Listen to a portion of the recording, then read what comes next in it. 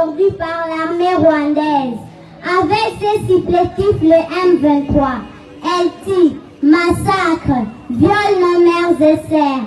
Debout, jeunes et vieux, partout où vous êtes, lèvons-nous comme un seul homme pour combattre l'ennemi commun.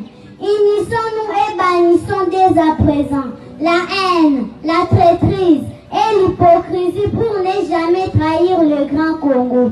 Congo nous légué par nos aïeux, Congo nous légué par Papa Simo Kimbangu, Joseph Kasavubu, Emery Patrice Lumumba et Musée Laurent Désiré Kabila. En avant, jeunes compatriotes comme le Wazalendo, enrôlons-nous massivement dans l'armée nationale congolaise pour venger nos morts, nos blessés, nos mères et sœurs violées. Congolaises et Congolais, partout où vous êtes, soyez vigilants et dénoncez l'ennemi du Congo car c'est la vie ou la mort. Notre seul héritage, c'est le Congo que nous léguerons à notre postérité pour des siècles et des siècles. Au président rwandais Paul Kagame, nous savons que vous êtes la marionnette de grandes puissances qui vous utilisent pour couler le sang des innocents congolais. Mais sachez que le peuple congolais est debout pour vous combattre jusqu'au bout avec vos supplétifs le M23. Fabriqué de toutes pièces et aucun centimètre carré de sa superficie ne sera au grand jamais cédé au Rwanda, quoi qu'il en coûte. À la communauté internationale et aux grandes puissances mondiales, les grands Congo n'appartiennent qu'aux Congolais. Habitat dans la superficie de 2 345 410 km². Cessez de nous massacrer sauvagement en complicité avec votre marionnette, le président sanguinaire Paul Kagame du Rwanda. Dans le seul but de piller nos minéraux stratégiques, les coltans, les cobaltes et autres, car c'est notre don de Dieu le Créateur. Bannissez votre grand complot de balkaniser la RDC au profit de vos intérêts égoïstes. À nos frères et sœurs de l'Est et particulièrement ceux de la ville de Goma, meurtrières avec des atrocités insupportables, nous sommes les cœurs avec vous à travers nos prières et supplications. Restons sûrs et certains que vous retrouverez la paix par la grâce de Dieu miséricordieux. À bas l'impérialisme et le néocolonialisme. À bas l'esprit expansionniste du président rwandais Paul Kagame avec ses complices. À bas la balkanisation de la RDC. Aïe aïe aïe aïe aïe aïe. Bandeko, mono aleli singai. Mono botu kolanda vraiment aleli singa pina donc ima emiso ekitingai. Imaginez Wazalendo numérique aleli. Mona oyo aleli singa pina, c'est ça le Congo dont nous avons besoin. Et Kangi Kivu ba Congo et Telemi bana nyonso ba Congo ba Telemi na mona ajoyo na école. Donc bazo la kisabango déjà que nous avons un ennemi oyaza voisin na biso Rwanda. Bana nyonso bazo kola déjà na esprit wana. Bravo na école wana ba Congo. Na sengi na ba autorité bo s'intéresser na école wana et ba école mususu pe bo mboate le pas ya école wana ya ba Congo. Mwana oyo aleli singai. Je pense ata bino bato bozolanda émission yo ma émission etangi bino. Ça c'est vrai. Bino nyoso bolanda ngai, je pense que boleli. Donc elle nous a représenté. Cette vidéo na kusala promotion ya vidéo yo vraiment en tant que Wazalendo ndenge bobi masolo ndenge zalaka mutu nyonso oya telemaka likolo biso totiake toujours poids totikaka ete. Donc ndenge za pena boy mwana oyo a mérité ba bravo ya ba génériste nyonso bino nyonso bozola na ngai bo féliciter mwana oyo. Bravo na mwana oyo. Na sengi na ba préfet nyonso ba autorité nyonso scolaire académique, il faut en tout cas ko koti sabana nyonso bazotanga na ba établissement na biso éducationnel, esprit yaboye. Il faut ba initiative yaboye ezala na ba établissement nyonso éducationnel na Congo. C'est ce que les Rwandais font. Bisope, il faut tout ça la yango. Bravo. Maya miso kitingai, bomoni angote po nazana lunette, nde na lati boye. Na lata ka lunette souvent, et deux ali boso nanga ibetanga na miso. Biso tanga trop, en tout moment, tout ça, liboso machine, na ba air nyonso, tout ça, na ba ordinateur, ba téléphone, misalo tout ça la ka ezalande na ligne. Et mogo miso, et comme appelle ko déranger, ba biloko na ngwana. Yambo monaka batamu susu so na mona sentir que miso et supporter lumière ya LED te na lataka lunette oyo pona ko protéger quand même miso. C'est ça. Et ko gêner bandeko mususu mais to lataka ngo pona fierté. Les ande pona ko battre la miso, c'est ça la raison. Ndeko muso a sexa ngalo bino leto neza basi non, eza lunette amibali, mon cher. Eza lunette amibali. Hein? Oza disciple amela campe ya Murakoze, Atarwambi. Ouais, anora masolo to sala mais tous ba descendant ya mutu azamani Kongo Lonzoso. Voilà, Martin Fayulu, futur premier ministre. Fayulu, futur premier ministre. Nanya Goboya. Mutu zolo babi, abi me magambo zolo ba ezandenge nini. Frank yo undula magambo susu. Je vous dis que Martin Fayulu soki Baro solo la bien, na mwana mai na ye, nazo sentir odeur. Ya Martin Fayulu, na primature, nazo sentir odeur wana. Je le vois venir. Martin Fayulu na primature, je le vois venir. Au regard ya nyonso tomoni spectacle nyonso tomoni. En tant que Congolais, nakoki ko inférer et en tant qu'analyste politique nakoki ko inférer que Martin Fayulu na gouvernement ya Union nationale o bazo sali la tractation Fayulu kozala na kati loba changement de dernière minute mais sinon le bon taux sera là. Retenez ce que moi je vous dis. Sortie médiatique, il y a Fayulu, il y a 3 minutes. Na 3 minutes, Martin Fayulu a s'adressé à 3 acteurs politiques. Yamboka Nabiso. Et ça coïncidence, ou bien c'est là qui déjà programmé. Discours, il y a 3 minutes, Martin Fayulu s'adresse à Tshisekedi, à Kabila et Ananga. Donc, à Kabeli Bango Nyonso, 1 minute. Viens ma foi. Discours ya Martin Fayulu et Kaboli, ba opposant. Opposition et Kabouani. Côté ya majorité, ba estimer que ça signe ya patriotisme. Mais côté ya opposition, pour la bango, et ça trahison. Martin Fayulu a trahi le combat. Combat wana. Et ça combat contre Tshisekedi ou soit contre Kagame. Parce que là, ba Congolais nyonso, ennemi nabiso nyonso, il s'appelle Paul Kagame. Na minito yo tozana ennemi mususu te. Sokyo moni Congolais. Oyo eza na ba province na biso mususu oyo eza sous occupation te. Azo s'attaquer, azo considérer Tshisekedi lokola le seul ennemi ya Congo, il est suspect. Congolais wana aza suspect. Retenez ce que moi je vous dis. Soko moni Congolais azala na Kini, azala na Mbujimayi, azala na Mbadaka, na Bwende, azala na Bakongo, azala na Bandundu, Mbandaka, partout. Ceux qui ont considéré Tshisekedi comme le seul ennemi ya Congo, c'est que Congolais wana asa suspect. Parce que le loyo pour tous les Congolais, ezala ba o bazana Congo, ezala ba o bazali banda Congo, ezala ba o basi ba botami, ezala ba oyo nano babotami te bao baza na mabumu ya ba mama na bango na ba oyo nano baza consulté.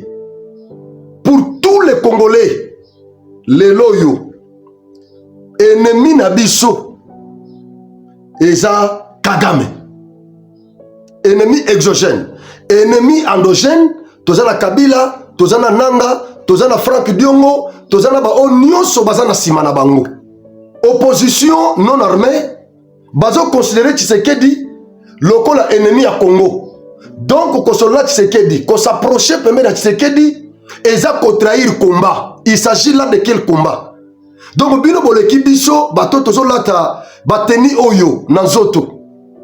Tozolata lango tina. Tozolata ngo pona ko s'attaquer na monguna parce que nous sommes pendant la guerre. Donc bino boza ba Congolais, boza maele koleka biso bato tozo s'attaquer na le seul ennemi que nous avons qui est Kagame. Oyo azako instrumentaliser ba groupes armés. Oyo azo corrompre ba Congolais. Po ba Congolais. Oyo azo kotisa matanga na ba famille nyonso Kivu. Donc bino boza ba Congolais koleka biso. Bino boza mayele koleka biso. Bino boza na muru ya Congo koleka biso. Tshisekedi nanga mutu nazo lobawa. Na ba Congolais muso bazota la biso. Biso tout to sali bloc tozo combattre l'axe du mal. Dixit Patrick Mouyaya. L'axe du mal aujourd'hui, ce n'est pas Tshisekedi et son camp. Certes, moi ma faiblesse c'est Zapekuna, on doit qu'on dénoncer. Mais l'axe du mal aujourd'hui, c'est M23. Félix se bat, malgré ses faiblesses, malgré ses erreurs. Félix est un humain. Félix est un embêté. Posto Félix est occupé wana. Parmi tous ces gens-là qui parlent, qui l'attaquent, nazomo na mutu mokote oyo akokoma place wana mbala moko akomisi Congolais et akomisi Congo et komi New York. Dans 10 ans, ezala ba Sesanga, ezala ba Fayulu, tous ces gens-là, nazomo na mutu mokote oyo yake lelo soki azu pouvoir mbala moko Congo et komi Paris azate. Ou bien komi Afrique du Sud azate. Donc tous ces gens-là, bazolo baba chambanga tango bazali banda. Mais tango okota na pouvoir, tango Kagame ko instrumentaliser batu mususu pour ba attaquer yepé. Akoya na même discours tozana ngolelo. Donc boko la bijoté le nyona que non, ou azana pouvoir il est mauvais parce que nous sommes agressés. Agression est ça n'a pas commencé aujourd'hui. Nous avons cette histoire-là depuis le temps de nos pères de l'indépendance. Nous avons l'histoire. Nous avons étudié l'histoire. Batouti, Baya et Panabiso en 59. Et ça qui a fait indépendance. Indépendance, c'est Kouti Bangawa. Dialogue à Saint-City. Bande Kona Bango, Bazaki représente, Bazaki Kuna na dialogue wana, ba intercéda pour la copie sa bango nationalité collective. Article 10 de la Constitution Nabiso et reconnaître ba ressortissants ba village oyo indépendance écoute na Congo. Ils sont tous congolais. Donc les Cambonabiso banande kuna, ça n'a pas commencé avec Tshisekedi. Nous avons aujourd'hui les Banyamulenge, les lots. Constitution reconnaître ba lokwa ba congolais. Il y a ce qu'on appelle l'inadéquation entre la Constitution et la volonté du peuple par rapport à cette histoire de Tutsi. La Constitution que nous avons, à son article 10, elle reconnaît ces Tutsis-là comme Congolais. Mais les Congolais eux-mêmes ne les reconnaissent pas comme ça. Les Congolais n'acceptent pas que ces Tutsis sont des Congolais. Il y a cette inadéquation-là. Et quand vous avez demandé de modifier cette constitution, toujours les mêmes scélérats de l'opposition, ba instrumentalisa Kibino. Et les lots, bazana, nazamba. Ba comme ba terroriste. Mais babana côté le mélangawa. Les lots, bazana, nazamba. C'est comme pour dire que nabatunyo sozomo na ba ochambanga. Mon côté, oh, il y a question qui pouvoir lelo, vina yo, mutozo la nanga échanger, ozo musala, ba comme foutombo mebele, mbalamoko biso tout, to comme engagé, to comme collé à la rambo ko biso tout. azate. Azate. Na minute oyo biso tozo bundande pour na récupérer ma province na biso Goma. Point barre. Point barre. Et moutoko kwede biso eza o azana pouvoir. A déraper to telemi. A sali malam to soutenir. Nako longo jamais na ke soutenir Kabila. Et Kabila eza na Goma. Na Bukavu. Vous pensez que bakolongaka lelo bazui malamo qui sait ça bazui comment mobimba et bache kimé na mboka Félix Agotika il a l'armée il a l'impérium à cause s'imposer ça va prendre du temps Kabila cause mboko lelo tata soki bakozwango et cause dans d'une semaine te Moussa a réussi à pour nini internet ezaki ndenge eza lelo te mais lelo nous sommes nombreux et partout les wazalendo tout Congolais est un journaliste lelo tout Congolais est un communicateur lelo. Tout Congolais est un défenseur de la patrie. Donc, c'est ça le problème. Alors, Bandeko wana bazo mikosa, bazo kanisake, le fait de s'approcher, ceux qui moko na bango à s'approcher na Félix, à trahir combat. Donc, combat na bango est contre Tshisekedi et non contre Kagame. Il s'attaque à Fayoulou. J'ai vu les gens s'attaquer à Fayoulou comme si Fayoulou a péchaki. Aujourd'hui, moi, je considère le discours du président Martin Fayoulou d'une trahison contre l'opposition. Et je demande aujourd'hui à l'unité de tous les opposants. Organisons quelque chose avant le 30 juin, soutenant la démarche des prélats catholiques et de l'ECC. Que tous les Congolais, sans exclusion, soient représentés pour trouver enfin la solution par rapport à la crise qui se vit ici au pays. Tandis que nous avons Franck Diongo qui a envoyé ses représentants aux consultations de Kabila. Ils ont été reçus hier par Kabila. Qui en parle? Franck Diongo était un opposant aussi, comme Fayoulou. Ils étaient tous ensemble dans les combats. Mais il a envoyé ses représentants aux consultations de Goma. Et aujourd'hui, Fayoulou qui prend la décision d'aller rencontrer son frère pour discuter. Et vous vous arrogez l'audace de menacer Fayoulou, de considérer Fayoulou comme un traître. Vous dites qu'il a trahi le combat. Quel combat? Le combat de s'attaquer à Tshisekedi, de fragiliser Tshisekedi, pour favoriser Kagame. Donc vous voulez vendre le pays et vous voulez qu'on vous laisse, que nous vous regardions comme ça. Vous êtes des traîtres. Moi je pense que la décision qu'a pris Fayoulou est une décision juste. Parce que le Congo, pour le moment, il est menacé. Il est menacé. Et donc, nous devons changer quand même d'attitude. Autrefois, Fayoulou était catégorique. Fayoulou était opposant farouche. Mais aujourd'hui, quand même, il accepte de rencontrer son frère. Où est le problème? Pourquoi les traitez-vous de traîtres?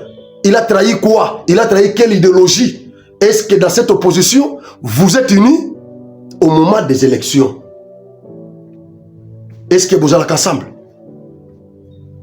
Basengaka bino awa peuple asengaka biso tout tosengaka bino na moment ya élection bobimbisa candidat commun botinda ye affronter muto aza na pouvoir. Est-ce que simbaka et simbaka et vous pensez que obino bosali loko bosenya qui communiqué conjoint et c'est fini et ça coalition au bosali? C'est comme ça que Mike Mukebai les considère. Prince Penge à répondre Mukebai. Prince Penge à répondre Mukebai. Nache la bino vidéo ya Mukebai. Nagotange la bino ba propos ya Prince Penge. Nagoche la bino sur vidéo ya Patrick Mouyaya. Ya lobby. Masola Kitoko. Je suis surpris. Nous avons signé il y a très peu de temps une déclaration conjointe avec Martin Fayoulou, le FCC, et un vol de Denis Sanga, dont Denis Sanga en personne, et Moïse Katumbi pour le compte ensemble pour la République, que Fayoulou prenne l'initiative d'aller voir Félix Sélassol. Je trouve cela un peu indécent. Donc il a décidé de marquer la rupture avec les autres forces de l'opposition Et je crois que nous allons en tirer des conséquences. Il n'y a pas à penser, nous étions déjà dans une certaine collégialité, nous travaillons ensemble. La preuve, c'est les communiqués conjoints que nous avons publiés. Et donc, nous croyons cheminer dans ce sens-là. Nous, en tant que force de l'opposition, avec nos revendications à nous, donc notre cahier des charges, et de l'autre côté, la majorité union sacrée. Et nous travaillons tous ensemble à pousser à ce que nous parvenions au dialogue national à travers les pactes sociaux que portent les évêques catholiques et Senko, qu'il aille maintenant discuter seul à seul avec Félix Tshisekedi. Signifie quoi? C'est dont ils vont parler. Tous les deux va être opposé à qui? C'est pour quel intérêt? Ça va nous avancer en quoi? Parce que ça ne sera que des discussions à eux deux. Je me pose des questions. Ça nous avancera à quoi? Et je me demande si ce n'est pas la voie d'une nouvelle alliance qui est en train de frayer un chemin et que demain nous allons nous retrouver avec Martin Fayoulou dans l'autre camp. Bon, chacun s'assumera. Il n'y a pas très longtemps, il avait mis en marche une autre initiative ici qui avait fait flop. J'ai l'impression qu'il n'en a pas tiré des leçons. Il avait initié un dialogue ici sans tenir compte de rapports de force et comme si il devait attendre un cadeau de Félix Tshisekedi qui un jour a fait une sortie pour pratiquement botter en touche et dire qu'il n'était pas intéressé. Bon, bah écoute, si aujourd'hui il pense nous donner les pions en allant vers Tshisekedi, peut-être pour une alliance, ça c'est son choix à lui, il s'assume. Nous continuons nous notre combat. Vous avez suivi Mike Mukebai. Mukebai est déçu. Selon Mukebai, Martin Fayoulou l'a déçu. Le fait d'aller voir Tshisekedi, et surtout quand il est allé seul, selon Martin Fayoulou, selon Mukebai, Martin Fayoulou ne pouvait pas aller voir Tshisekedi seul. Mukebai a monné en haut le quoi trahison. Il a trahi le combat parce que Bisoto Signaki, communiqué conjoint, Bisonyonso. Mais les lois Mukebai, les lois Fayoulou, a eu décision, il y a Kokende Kokutanana Tshisekedi. La question que moi je pose à mon vieux Mukebai, n'est-ce pas que Kabila était aussi signateur de ces communiqués? Où est-il aujourd'hui? Pourquoi depuis que Kabila est à Goma, vous n'en parlez pas? Kabila qui est allé à Goma, lui n'a pas trahi le combat. Il n'a pas trahi votre combat. Mais Fayoulou qui va vers le président, l'autorité établie. L'autorité établie. Vous traitez Fayoulou de traître. Je suis d'abord à ce niveau-là. Décision Fayoulou est à la malam. Et à la mabé. N'a pas déjà lobby. Les lois dans un niveau moussous. N'a vu qu'ils ont battu moussous. Bazo se pelate Félix Ayamba Fayoulou. Mais nous avons pour bateau d'accord que Félix Ayamba. Parce que la politique est dynamique. Les alliances en politique se font et se défont. Les lois cause à la naïo sincèrement. Ce que simité lobby nao qui n'est pas moussou, c'est normal. C'est normal. Na minute oyo rencontre ya Félix na Fayoulou. Et Koki tant soit paix, qu'on bougeait quand même les choses dans les camps adverses. Et Koki, parce que tout est dans la logique, Fayoulou est le seul opposant farouche. Il y a Félix, où est la capitale, qui peut faire peur par moment. En 2018, Bakira Nabitumba, Félix a gagné, avant de réclamer victoire naïe. En 2023, Tissikoyo, Fayoulou, a boy ko travers Félix, a rejeté qui met à Félix, tout ça. Pendant que Kabila a Félix na FCC cash, Katumbi a Félix na union sacrée, na création union sacrée. Mouzito a déjà Kotoyo, a ça l'opposition républicaine. Moussounane. C'est Sanga, na début, a na Félix, frustré, le col a joué le côté, a mis retiré naïe. Moussounane. Lubaya, Nengemoko. Nakota kata c'est ça, Lubaya koto rien. lui ne représente rien. Ouais. C'est ça au moins. C'est ça est un leader na kwenaï. Et ça est un leader. À Tambola wa à Salaba plein à Mandaga partout. C'est ça au moins. Il y a un moment où a considéré parmi les signataires il y a communiqué wana. Mais Lubaya azalwa mukala. Azalwa mukala. Alors na bango nyonso wana leader quand même eza Fayulu. Nde muto akobimisa pe batu na balabala balandi na sima. Ata mo 20 personnes balandi. Alors le fait il y a cause Fayulu lelo comment na Fayulu na Tshisekedi. Ba comme le comment ko basali pe bloc patriotique pour s'attaquer à l'axe du mal. Ça va faire peur à ces gens-là parce que là nakini bakozanga représentant na bango. Sozomona Katumbi azana exil. Nani Kabila azana en exil akaya na kota Goma. Na minito muto atika leader ya opposition qu'on se vole pas la face, c'est Fayoul. C'est Fayoul. Donc muto va sauver bango tout, et ça Fayoul. Tout le monde qui on a 2000 je crois 17 bah 2016 quelque chose comme ça. Katumbi en exil. Kabila babunda qui trop pour récupérer Tshisekedi a comme premier ministre. Comme ça va fragiliser l'opposition parce que c'est Tshisekedi qui faisait peur. Bah la bala, bah c'est ba kendeki, bah olengankoi, bah c'est ba kendeki tout ça. Félix avait refusé.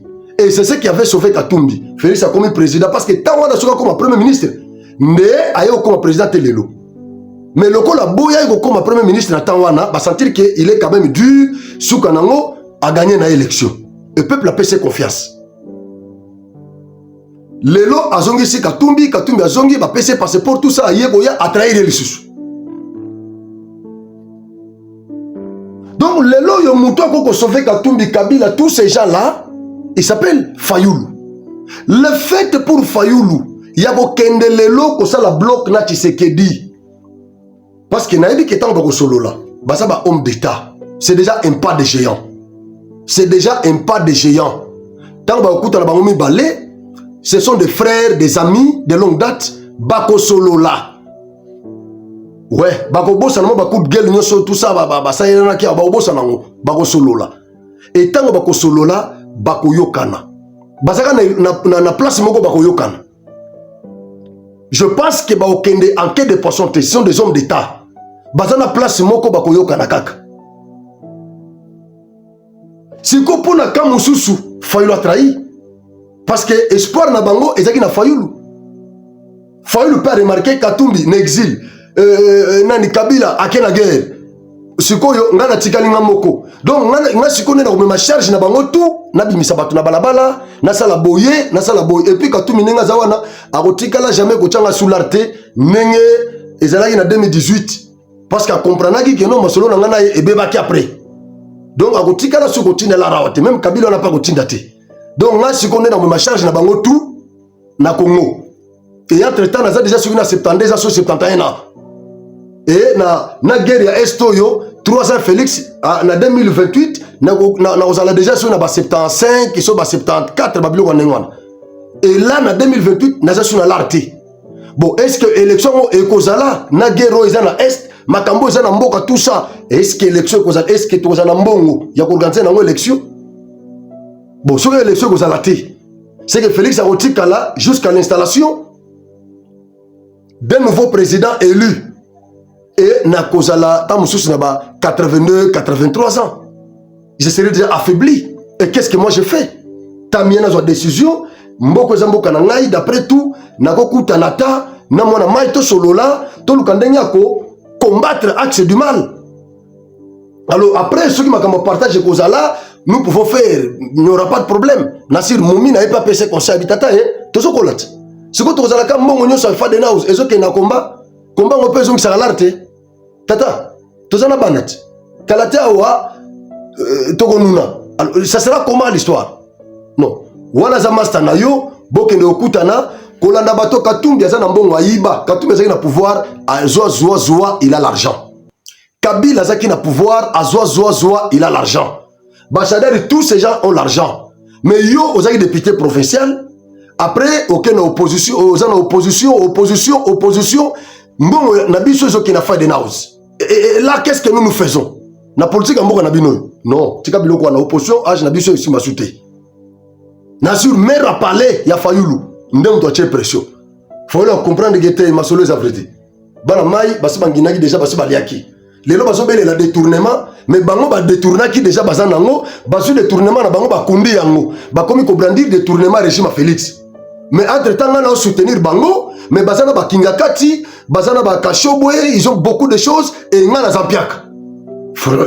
D'après tout, 72 ans, 71 ans, tikana kende, tout sur l'homme mai, tous agressés, patriotisme quand même, et ça la manifeste, banamai, congolais, bamona ke, et ça au nom du patriotisme de Fayoulou Akei, et si manango sur ma solo kozala, ndenge zalaka tout ça, et ça calcul politicien, donc tout solo là, et puis alors c'est le mot que Fayoulou a trahi. Pourquoi? Parce que Akeko Kutana Tshisekedi Yemoko. Il fallait qu'il akende na baninga na ye. Biso tozo bunda pona dialogue na Senko, Félix Aboyoko yamba Senko, mais na tour ya Fayoulou, Félix a se précipité pour la correspondre Fayoulou. 1 heure, 2 heures après. À la qui c'est favorable, ya ko yamba ye konsololana ye en tant que moi na mboka. Moukeba va me sentir lésé. Pourquoi tant que sali communiquer 4 leaders, Félix a refusé. Alors, question de tout dans Moukeba. Félix a lancé appel la création, il y a une union sacrée. Ba consultation à Wanape. Yemoka Banako Yamba. Fayoulou, Katumbi, Bango, tout. Bazaki dans l'opposition. Dans la Mouka, je pense à l'époque, Bazaki dans la Mouka. Tant que Katumbi a joué 4 décisions, il y a qu'on répondre à un appel à Tshisekedi. Est-ce que à consulter il Fayoulou na ba leader à la Mouka? Question mark. Bino bokata ba congolais, toza frappé d'amnésie. Bozoka bisuka loko batuma pena bazaka amnésique. Non, ba congolais nyonso baza ba amnésique te. Il y a quelques congolais bako bosana o bazo makamboga lelo. Ba bosani à lobby. Mais biso to fui na dans le passé. Avant to lobela lelo tozo wana na sima. Katumbi tango akenda ka ipa Tshisekedi. Dans le moment de la consultation, est-ce qu'il avait consulté Fayoulou? Est-ce qu'il a consulté Kibango? Bakena Nambemba. Jean-Pierre Bemba Yoana Tikali fidèle et pas Félix. Mais Katumbi Akenda n'a pas cahier de charge. Les lomu Kebayi nous parle encore de cahier de charge. Donc, Biso Tokozalawana, Pona Kobanda, Koyoka ba discours, ya ba cahier de charge na bino. Et tant que vous avez un poste, vous avez un bino.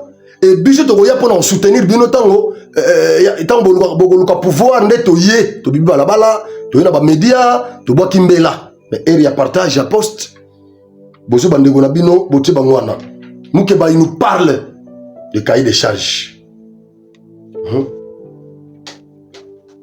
Question musuna tuna Moukeba, est-ce que ce qui a monaki Fayoulou na ba consultation il y a Joseph Kabila na Goma. Est-ce que Moukeba alingaya condamné Fayoulou? Soki Fayoulou a une initiative na discours ne wana Fayoulou lobino en tout cas makambo yo sali Félix na osepelate parce que to sengo dialogue oboyi alors ngana ke na ngai na Goma na ba consultation ya Kabila. Est-ce que Moukeba alingaki a condamné Fayoulou? Est-ce qu'elle a vraiment condamné Fayoulou? Bah on nous a une consultation il y a Kabila. Rex Kazadi, Asana Goma. Est-ce que Moukeba a l'obéliango? Est-ce que Katumbi a l'obéliango? Est-ce que Binonyo se l'obéliango?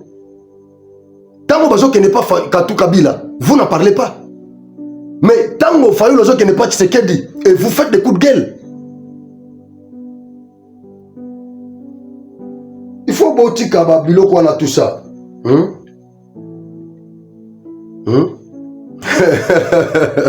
Moukeba Leli, Moukeba Lobby, Moukeba Lobby, Abi Fayoulou veut nous donner quelques pions. Donc c'est un dribbleur. Il veut nous donner quelques pions en allant chez Tshisekedi. Et là, ba musu pe bader musu ba kolanda na sima, babino logo yake biso peto kende. Donc Fayoulou a kolia ba opposant quelques pions. Ça, c'est selon Moukeba. Il a compris ça. Mais c'est en retard. C'est en retard. Bino, Tala. Moutoua ko condamné faut na minute. Je ne le vois pas. Je ne le vois pas. Na Bino nyo soana. Kabila Zagina Félix na FCC cash. Soki, si réellement que c'est Félix qui est mauvais, si réellement que c'est lui le problème de ce pays, Kabila est avec lui. Na FCC cash. Katumbi est avec Félix. Na nyo sacré. C'est Sanga. Na début ya mandat Félix. Bazagina hi. Prévanega kena osa la campagne. Na kananga pona Félix. Babengana bango kutu na podium. Ba jeune ya kananga. Balinga ikutu te luba na c'est ça kutu ya bato sa mataki.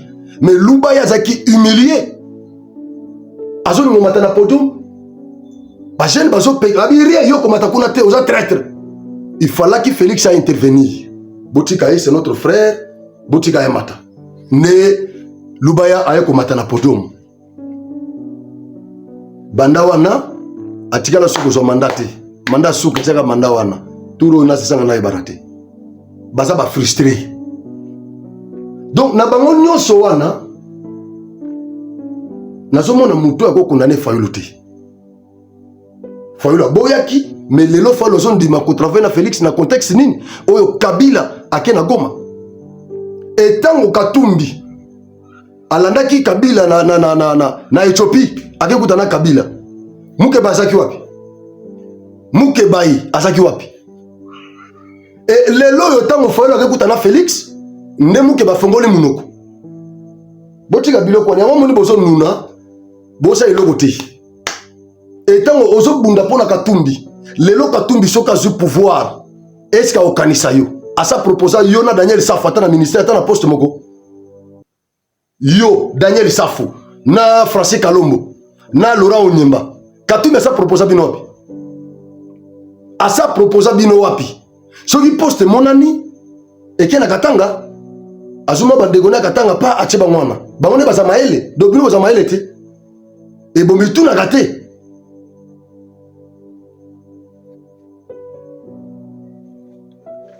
Boze la dialogue boze lango trop.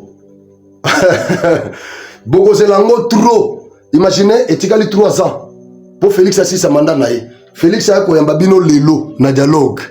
Donc bo consommer 3 ans oyo ya mata kita ba tractation mata kita boele ba caprice 3 ans oyo ke nusu na mai na mata kita biloko ndenge wana boze la trop. 5 bazui carton rouge. Bazou carton rouge. Alors, token de pas Prince Epenge. Parce que Moukeba lobby, Biso na Fayulu, Kabila, Fayulu, Katumbi, Sesanga, Basigna, communiqué conjoint. Lelo Fayulu a trahi Biso. Moukeba Iseloye a considéré signature. Il a communiqué conjoint wana. Loko la signature, il y a charte, il y a coalition. Alors, Prince Epenge à répondre Moukebaï face aux interrogations et spéculations. Prince Epenge, au cadre de la Mouka, a tenu à clarifier la position de sa coalition. Dans une déclaration publique, il a affirmé la coalition La Mouka de l'opposant Martin Fayulu a, certes, signé un communiqué conjoint avec l'ancien président Joseph Kabila, mais elle n'est pas en coalition avec Joseph Kabila. Mukebai, unaelewa? Unasikia?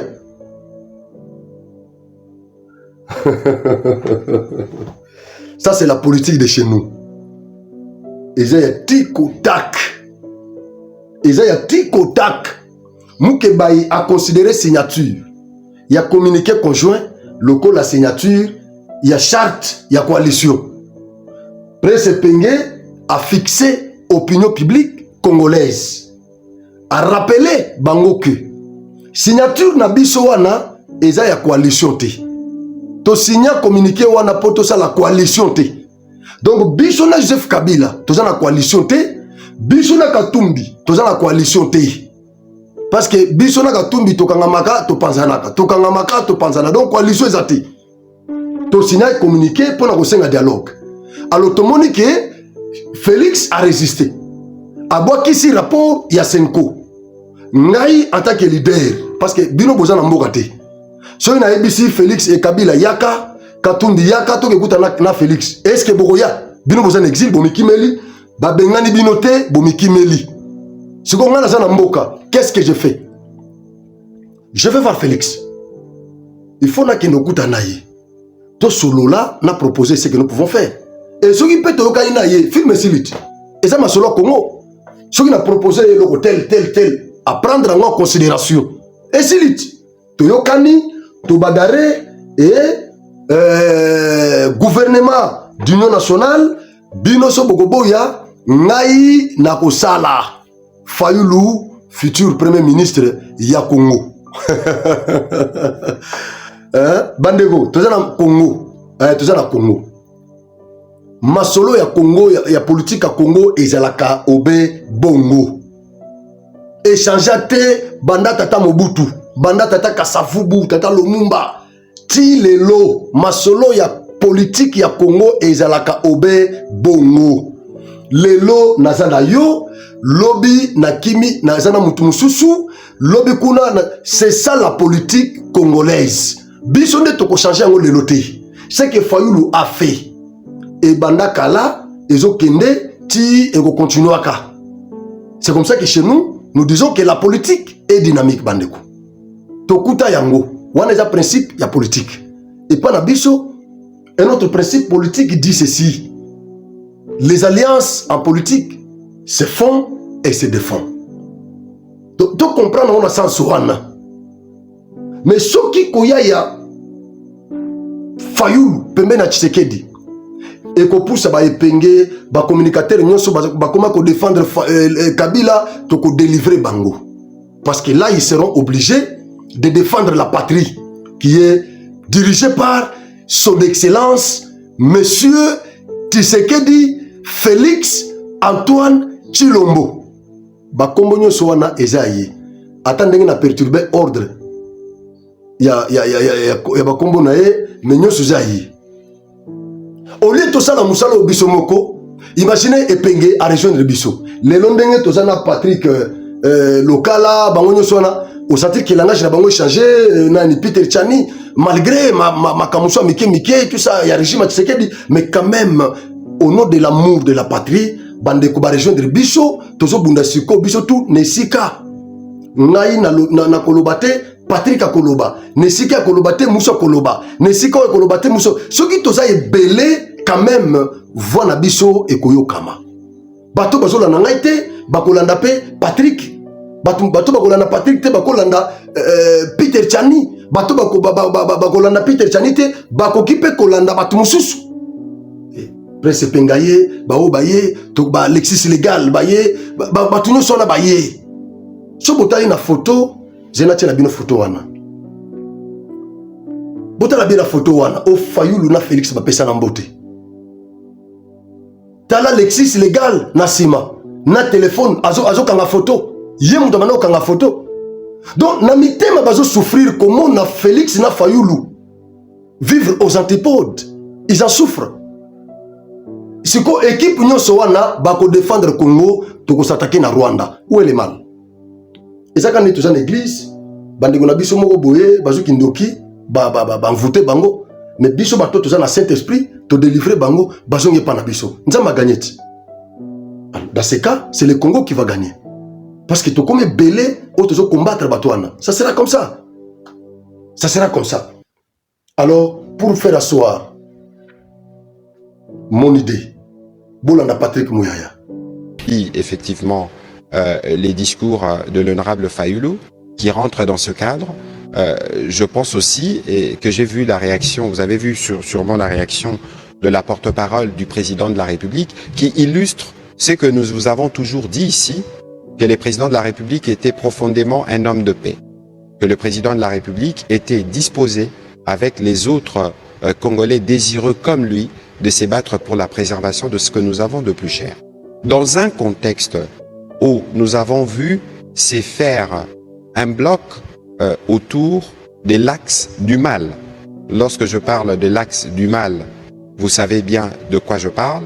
Et lorsque vous voyez un part d'un bloc des patriotes qui vont mettre fin à toute initiative tendant à ouvrir à une quelconque forme de légitimation, entre guillemets, de ce que fait le Rwanda en RDC sous des fallacieux prétextes. Et donc, il faut considérer que, évidemment, il y aura des détails qui suivront sur comment cette disponibilité du président de la République sera traduite en action pour la rencontre avec...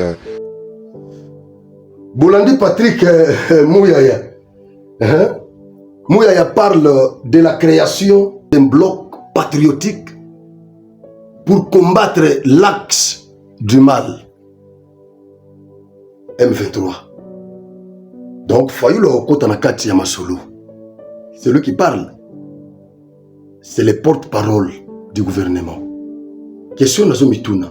Pona nini, c'est quoi Bundina par rapport Félix Ayembi Bangote. Mais Fayulu, Abimika Mbalamoko Ye Moko, tant Basignaki, communiqué conjoint, Félix a répondu à Bangote. Mais tant Fayulu Ye Moko, a sali discours il y a 3 minutes, 2 heures après, tu sais qu'il a répondu favorablement. C'est un message fort. Merci. Tukutane Moko. Beau liker, beau commenter. Tout ça là, toujours beau commenter. Beau liker, beau partager le lien. Kitoko.